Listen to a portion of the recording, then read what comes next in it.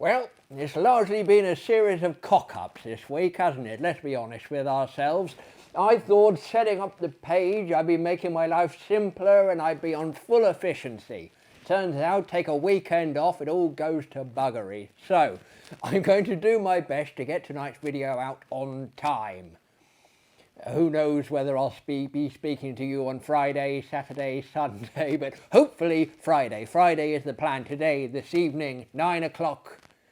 Let's see, shall we? See how badly I can screw it up. Let's hope I don't screw up the dramatic reading itself, because it's the conclusion, my friends, the end of this very, very mysterious tale. I've heard back a few of you are enjoying this one particularly. I personally don't know what you've got against the old Edgar Allan, but no, that's fine. I'm glad you're enjoying it. Let's see where it takes us tonight for part 3.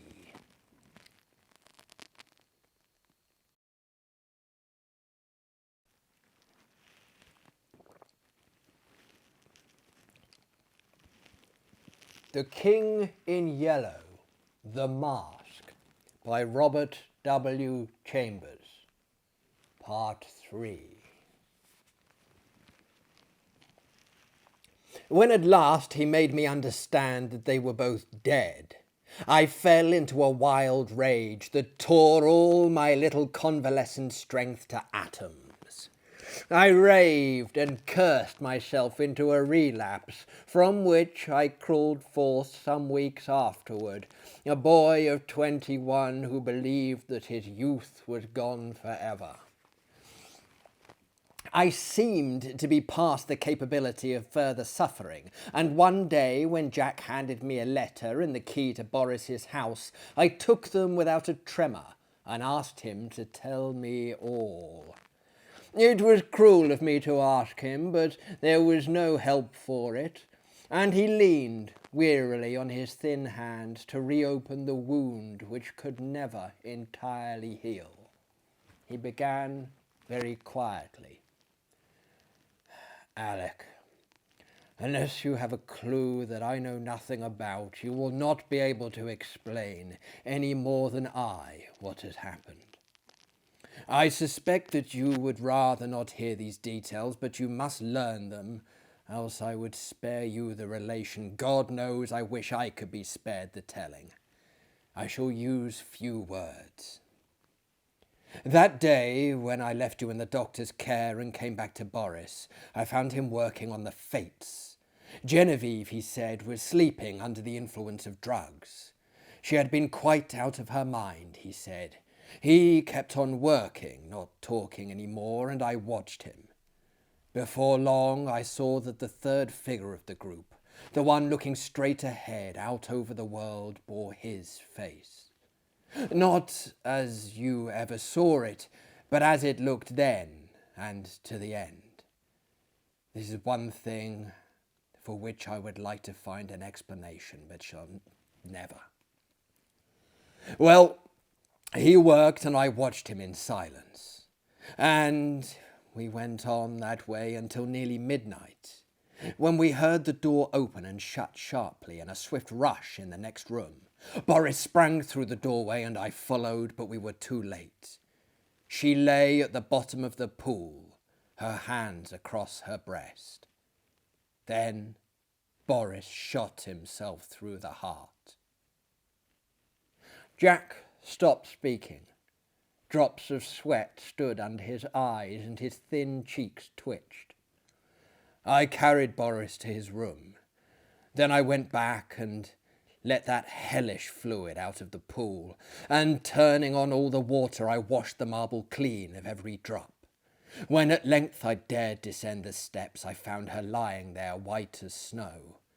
At last, when I decided what best to do, I went into the laboratory and first emptied the solution in the basement into the waste pipe. I then poured the contents of every jar and bottle after it. There was wood in the fireplace, so I built a fire, and breaking the locks of Boris's cabinet, I burnt every paper, notebook and letter that I found there.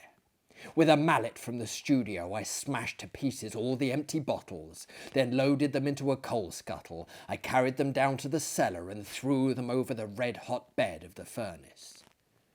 6 times I made the journey, and at last not a vestige remained of anything which might again aid in seeking for the formula which Boris had found. Then at last I dared to call the doctor. He is a good man, and together we struggled to keep it from the public. Without him I never could have succeeded. At last we got the servants paid and sent away to the country, where old Rosier keeps them quiet with stories of Boris's and Genevieve's travels in distant lands, from whence they will not return for years. We buried Boris in the little cemetery of Sèvres. The doctor is a good creature, and knows when to pity a man who can bear no more. He gave his certificate of heart disease and asked no questions of me. Then, lifting his head from his hands, he said, "Open the letter, Alec. It is for both of us." I tore it open. It was Boris's will, dated a year before. He left everything to Genevieve, and in case of her dying childless, I was to take control of the house in the Rue Saint-Cécile, and Jack Scott the management at Pt3. On our death, the property reverted to his mother's family in Russia, with the exception of the sculptured marbles executed by himself. These he left to me. The page blurred under my eyes. Jack got up and walked to the window. Presently he returned and sat down again. I dreaded to hear what he was going to say, but he spoke with the same simplicity and gentleness. Genevieve lies before the Madonna in the marble room. The Madonna bends tenderly above her, and Genevieve smiles back into that calm face that never would have been except for her. His voice broke, but he grasped my hand, saying, "Courage, Alec." Next morning he left for Pt to fulfill his trust. The same evening I took the keys and went into the house I had known so well. Everything was in order, but the silence was terrible. Though I went twice to the door to the marbled room, I could not force myself to enter. It was beyond my strength. I went into the smoking room and sat before the spinet. A small lace handkerchief lay on the keys, and I turned away choking. It was plain I could not stay, so I locked every door, every window, and the front 3 gates and back gates, and went away. Next morning, Alcide packed my valise, and leaving him in charge of my apartments, I took the Orient Express to Constantinople. During the 2 years that I wandered through the East, at first in our letters we never mentioned Genevieve and Boris, but gradually their names crept in. I recollect particularly a passage in one of Jack's letters replying to one of mine. "What you tell me of seeing Boris bending over you while you lay ill, and feeling his touch on your face and hearing his voice, of course troubles me. This that you describe must have happened a fortnight after he died. I say to myself that you were dreaming, that it was part of your delirium, but the explanation does not satisfy me, nor would it you." Toward the end of the 2nd year, a letter came from Jack to me in India, so unlike anything I had ever known of him that I decided to return at once to Paris. He wrote, "I am well, and sell all my pictures as artists who have no need of money. I have not a care of my own, but I am more restless than if I had. I am unable to shake off a strange anxiety about you. It is not apprehension, it is rather a breathless expectancy, of what, God knows. I can only say that it is wearing me out. Nights I dream always of you and Boris.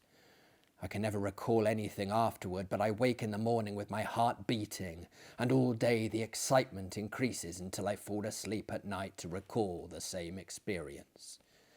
I am quite exhausted by it. and have determined to break up this morbid condition. I must see you. Shall I go to Bombay, or will you come to Paris? I telegraphed him to expect me by the next steamer. Excuse me. When we met, I thought very little had changed. I, he insisted, looked in splendid health. It was good to hear his voice again, and as we sat and chatted about what life still held for us, we felt that it was pleasant to be alive and in this bright spring weather. We stayed in Paris together a week, and then I went for a week to Epte with him. But first of all, we went to the cemetery where Boris lay. Shall we place the Fates in the little groove above him? Jack asked, and I answered, I think only the Madonna should watch over Boris's grave. But Jack was none the better for my homecoming. The dreams of which he could not retain even the least definite outcome continued, and he said that at times the sense of breathless expectancy was suffocating. You see, I do you harm and not good, I said. Try a change without me. So he started alone for a ramble among the Channel Islands, and I went back to Paris. I had not yet entered Boris's house, now mine, since my return, but I knew it must be done. It had been kept in order by Jack. There were servants there, so I gave up my own apartment and went there to live.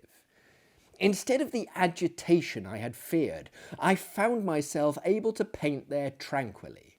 I visited all the rooms, all but one. I could not bring myself to enter the marble room where Genevieve lay, and yet I felt the longing growing daily to look upon her face, to kneel beside her.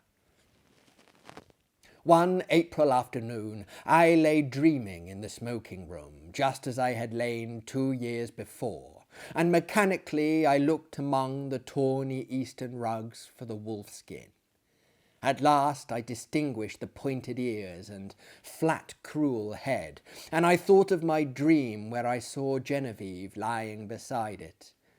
The helmet still hung amongst the threadbare tapestry, among them the old Spanish morion which I remembered Genevieve had once put on when we were amusing ourselves with the ancient bits of mail.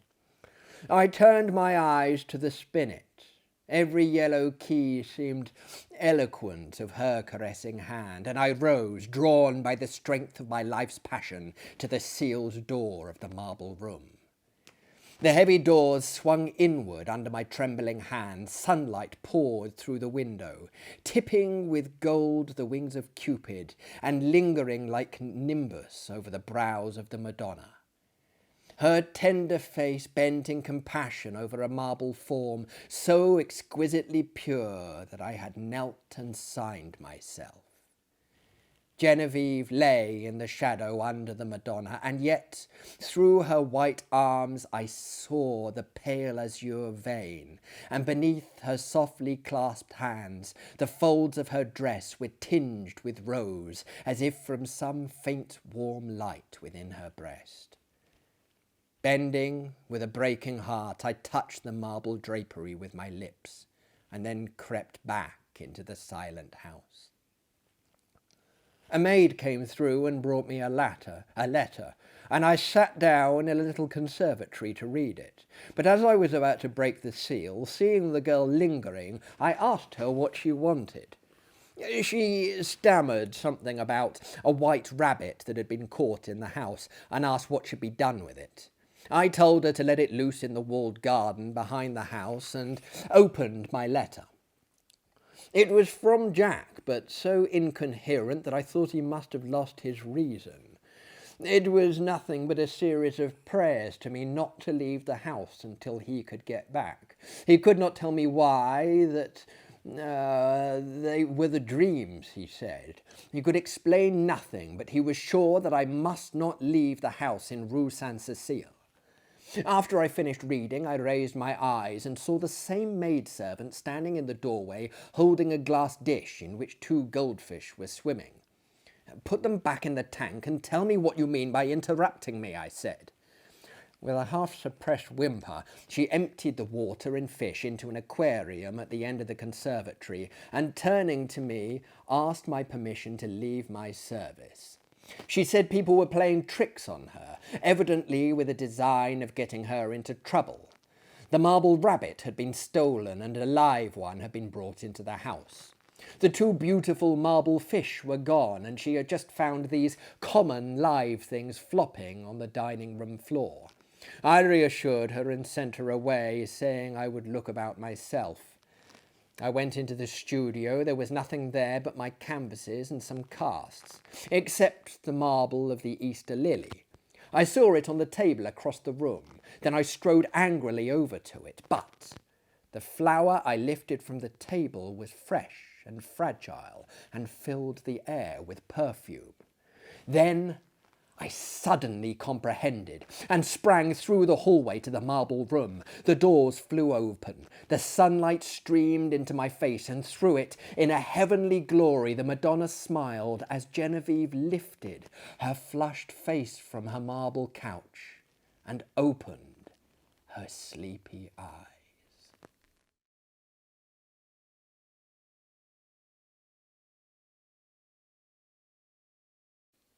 And there we have it, the completed mask, the mask from The King in Yellow.